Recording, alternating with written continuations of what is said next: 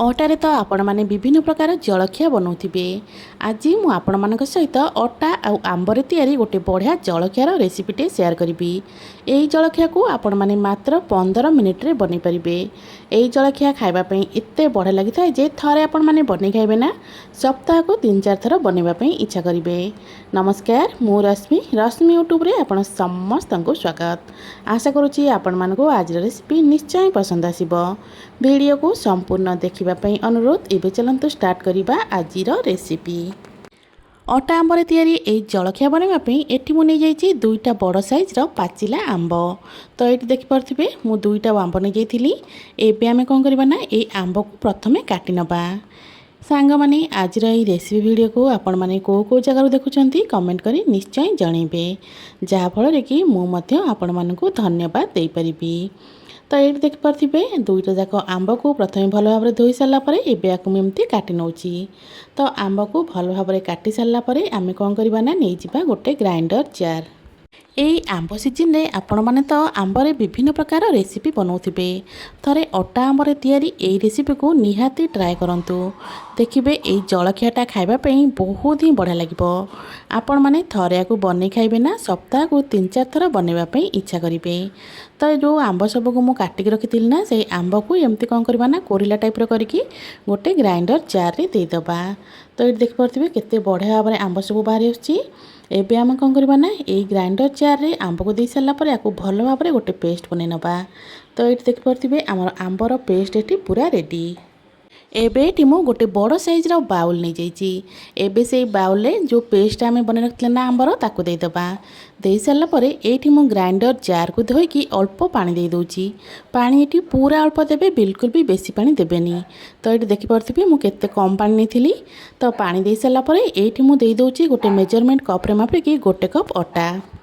ता सहित आपण माने जेतिकी मीठा खाइबे से हिसाब रे चीनी एटी नहीं पारिबे। तो आंब मीठा थाए से हिसाब रे देखिकिना आपण माने चीनी परिमाण को कम मध्य करी नेबे। तो एबे आमे कौन करबा ना सब जिनस को प्रथमे भल भाव में मिसेइबा। तो ये देखिपे सब जिनस को भल भाव में मिसई नौची। सब जिनस को भल भाव में मिसई सारा पर जदि आमको दरकार हम ताहले आमे अल्प अल्प पानी दे यार गोटे बहलिया बैटरटे आमे बनै नबा। तो ये देखिपे सब जिनस को मु भल भाव में मिसई नहीं। मिसई सारा पर बैटर कंसिस्टेंसी आपण माने देखिपे ये पूरा सुखा सुखा अच्छी। तो एबे आमे कौन करबा ना एथिरे आउ अल्प पानी दबा। तो मन रखिथिबे एका संगे ढेर सारा पानी बिल्कुल भी देबेनी। अल्प अल्प पानी दे दे याकू आमे मिसेइबा। तो ये मु अल्प पानी दे देथिली। पानी दे सारा पर सब जिनस को पुणी थरे मु मिसई नौची।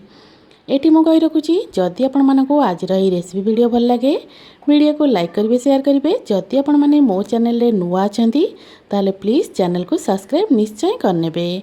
फेसबुक पेज देखुले फॉलो करने को बिल्कुल भी भूलिबेनी।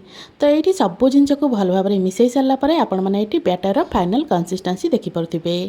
तो ये मु गोटे डंकी साहाय्य आपण मानकु देखै दउची, देखिकी जानि परथिबे बैटर कंसिस्टेंसीटा केमिति अछि।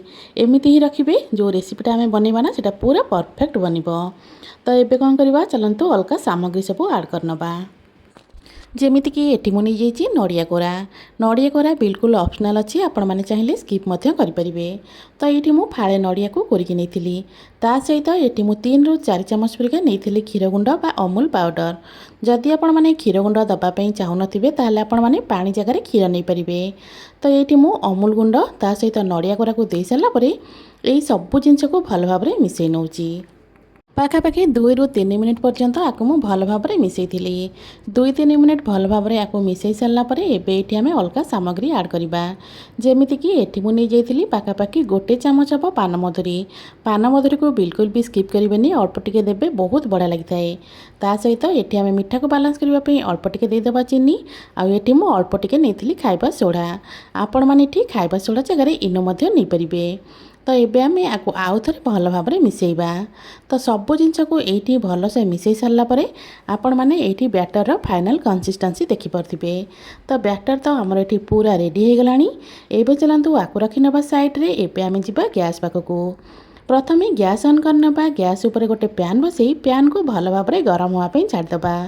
तो पैन जितेबाला पूरा भल भाव में गरम हो गोटे चामच परिका तेल देदेबा। तेल को दे सारा ब्रश साहाय्य तेल को चारिपट को एमती भल से स्प्रेड करनबा। गैस फ्लेम को ये मु पूरा मीडियम रे ही रखी। तो मीडियम फ्लेम रे प्यान भल भाव में गरम हवा पर्यंत अपेक्षा करवा। तो ये देखिपे प्यान भलसे गरम हो गलानी, तेल भल भाव में तातीगलानी। एबे आमे कौन करवा ना, जो बैटर को गोलेकी रखिले ना से गोटे डंकी ये देदेबा। गोटे डंकी बैटर दे सारा पर ताको हल्का टिके एमती स्प्रेड करनबा। एबे आमे कौन करवा, आको कवर करनबा। कवर करी किछि सेकेंड पई छाड़ीदबा।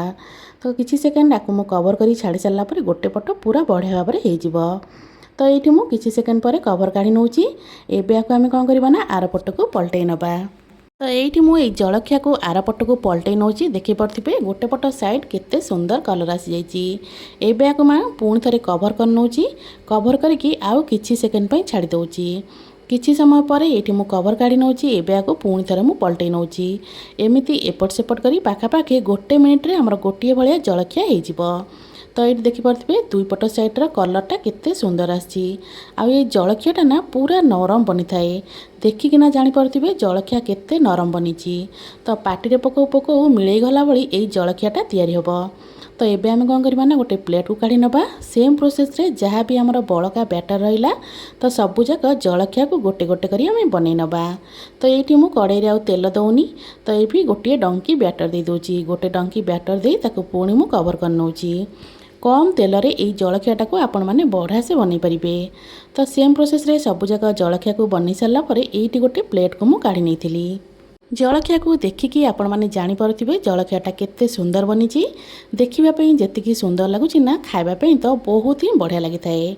आशा करूची आपण मानको आजिर ए जलखियार रेसिपी निश्चय पसंद आस्थिबो। पुणी आसीबी गोटे नुआ रेसिपी नहीं, से पर्यंत रहूची। नमस्कार, जय जगन्नाथ।